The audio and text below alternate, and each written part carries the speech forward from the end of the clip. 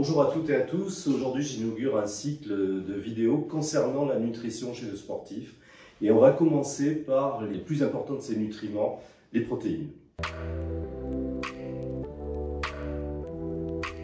Les protéines, c'est des acides aminés qui sont assemblés. Ils sont au nombre de 22. 20 sont des acides aminés standards. Il y a deux acides aminés qui sont dits non standards. C'est la sélénocystéine et la pyrrolysine. Les acides aminés essentiels sont très importants pour la croissance musculaire. C'est ceux sur lesquels on va insister pour dire qu'on crée, on forme du muscle. Les acides aminés peuvent être dits branchés, c'est ce qu'on appelle les BCAA. C'est la leucine, l'isoleucine et la valine. Ce sont des carburants du muscle qui sont donc très importants dans la croissance musculaire et le fonctionnement du muscle.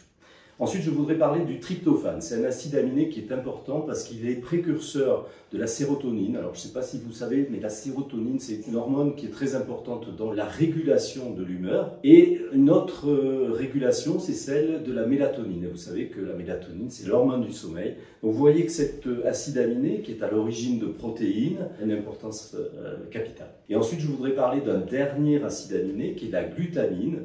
Pourquoi? Parce que lorsque vous avez un surentraînement sportif, il peut y avoir une carence en glutamine et cette carence en glutamine va avoir des implications sur votre système immunitaire et vous allez faire plus facilement d'infections que quelqu'un qui est sédentaire. Donc on a vu que les protéines étaient des acides aminés assemblés et elles interviennent dans la croissance musculaire, elles interviennent aussi dans la contraction musculaire.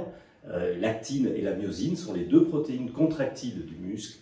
Mais elles participent aussi à la synthèse des anticorps, donc elles interviennent dans votre système immunitaire, et bien sûr, on l'a dit tout à l'heure, des hormones. On estime que chez un sédentaire, il faut un apport de 0,8 g par kilo de poids corporel. Si vous faites du sport, il faudra un apport protéique, surtout la musculation, d'ailleurs il faudra un apport protéique plus important, c'est du bon sens, et chez un sportif de musculation, par exemple, on peut aller jusqu'à 2 grammes, voire 2,6 g par kilo de poids corporel.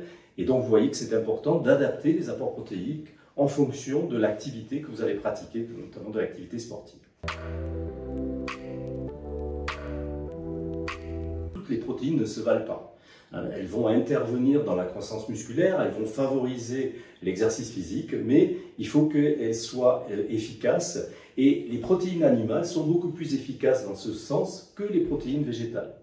Donc si vous avez un apport en protéines animales peu important, à ce moment-là, il faut compenser par les protéines végétales, mais il faut diversifier les apports. Il faut faire par exemple un apport de légumineuses avec des apports de céréales pour avoir une quantité protéique efficace et suffisante qui peut remplacer les protéines animales. Ensuite, il y a un critère important, c'est la vitesse de digestion des protéines. Plus la vitesse de digestion d'une protéine sera importante, plus l'efficacité sera grande, notamment dans la croissance musculaire. Donc certaines protéines ont une digestibilité importante. Vous connaissez la whey, c'est-à-dire le lactosérum, en fait, qui est une protéine qui est utilisée beaucoup dans le domaine de la musculation. C'est une protéine qui a cet avantage d'être digérée très facilement et donc d'être utilisée par l'organisme très très vite. À la différence de la caséine c'est une protéine du lait de vache et cette protéine elle a une digestibilité beaucoup plus lente et donc vous voyez dans l'efficacité on a une différence entre les deux types de protéines.